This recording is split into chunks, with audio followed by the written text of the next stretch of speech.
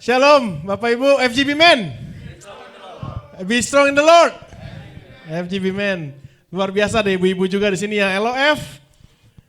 Nah, be strong in the Lord, LOF ya. Thank you. Terima kasih Pak untuk kesempatan pagi hari ini saya bisa bersaksi di Tomang Chapter.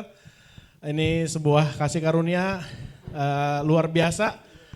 Mentor saya juga Pak Vincent, Pak Bambang, ini muka-muka familiar lah yang sering kita, saya sering dulu konsultasi, mungkin juga sering Pak Vincent juga suka datang ke Australia ya. Kopassus juga Pak, thank you.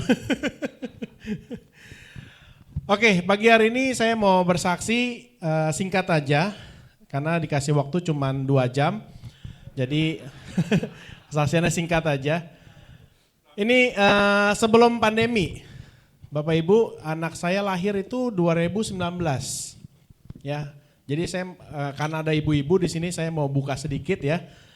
Kita harus apresiasi lah, khususnya untuk istri-istri. Ya, semua di sini saya yakin udah punya pasangan. Kalau yang belum, mungkin bisa konsultasi sama saya nanti. Kita buka biro jodoh. Enggak.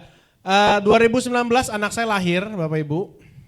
Nah, pada saat persalinan itu semua berjalan lancar.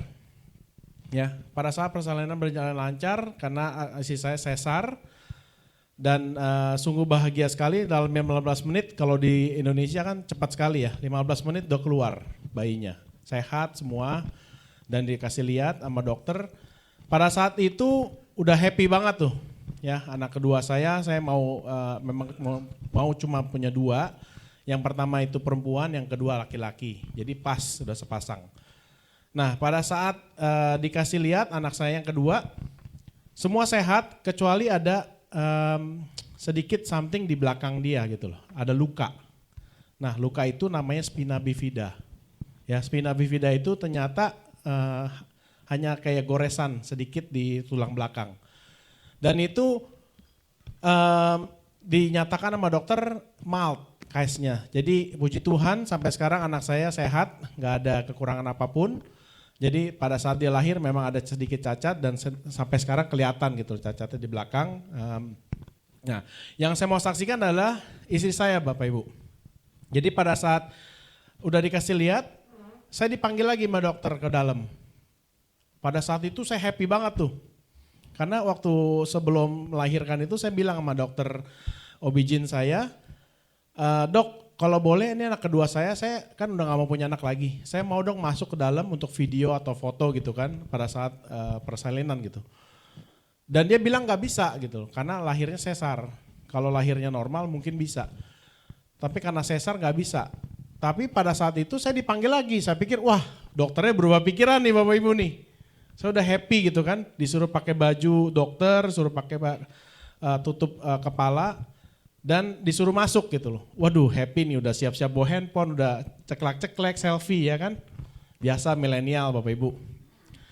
Nah pas masuk ternyata istri saya tuh udah dibalikin Bapak Ibu. Kepalanya di bawah, kakinya di atas. Kaget dong, kenapa nih dok? Iya, saya butuh pernyataan dari kamu kan udah gak mau punya anak lagi jadi mau steril. Iya betul. Nah saya minta pernyataan dari kamu, kita mau lakukan tindakan operasi langsung gitu. Oh kenapa dok? Saya kaget langsung loh. Dari di bawah happy, dari anak yang lahir kelihatan happy, tiba-tiba langsung kayak plus gitu tuh. Dijatuhkan gitu kan karena pernyataan dokter itu.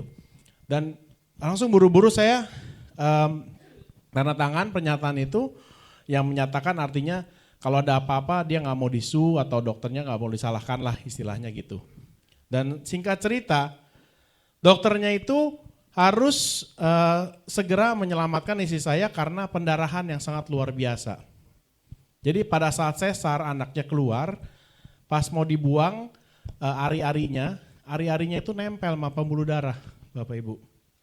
Jadi pas dipotong ari-arinya tuh langsung muncrat darahnya kemana-mana dan 7 liter, 7 kantong habis.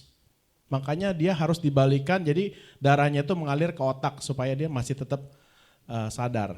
Ya, wah langsung tuh langsung yang dari seneng langsung nggak tahu mixed feeling banget, langsung kayak blek gitu ya. Sampai sekarang masih kalau misalkan mengingat-ingat waktu itu saya cuma bisa berseru sama Tuhan. Tuhan, apa yang saya lakukan sampai harus begini gitu loh. Dan pikirannya udah macam-macam tuh, dan negatifnya keluar. Gimana kalau istri saya dipanggil, gimana nanti anak saya siapa yang ngurus, ya kan 2 anak. Waduh, pikirannya udah macam-macam, ya kan. Nah itu yang saya mau saksikan. Jadi kasih karunia Tuhan tuh benar-benar pada saat kita di bawah itu, masa-masa itu, saya nggak bisa apa-apa lagi kecuali minta sama Tuhan. Tuhan yang campur tangan, Tuhan yang pegang kendali. Semua peralatan dokter semua Tuhan yang pegang kendali. Kita nggak bisa apa-apa lagi, ya kan Bapak Ibu. Nah pada saat itulah Tuhan beri kekuatan, dan puji Tuhan operasi berjalan dengan lancar karena kebetulan dokter saraf langsung datang. Dia harus meninggalkan 20 pasien pada saat hari itu. Luar biasa, kita sampai sekarang ingat sekali Dokter Ong. Itu sampai dia meninggalkan 20 pasien loh untuk menyelamatkan istri saya. Dan dia datang, operasi selesai dan harus dimasukin ICU istri saya. Pada saat itu, waduh kok harus masuk ICU gitu kan, harus pindah rumah sakit dan segala macam. Tapi Tuhan cuma tenangkan satu, leave it with me katanya. Just leave it with me. Jadi saya nggak tahu apa yang Bapak Ibu sekarang mungkin sedang alami, mungkin dalam financial, mungkin dalam relationship, mungkin dalam kesehatan kita ya. But believe it gitu loh, leave it to God, leave it to Jesus. Ya, leave it with me dia bilang. Dan disitulah saya diberikan ketenangan, dan puji Tuhan di ICU cuma semalam. Besokannya langsung pindah ke kamar biasa. Setelah kamar biasa, besokannya langsung keluar Bapak Ibu. Jadi cuma semalam saja. Itu puji Tuhan, benar-benar miracle dari Tuhan. Ya. Dan sampai sekarang diingat banget gitu ya. Bermalam di kamar ICU itu nggak enak sekali. Istri saya juga merasakan yang dimasukin selang segala macam.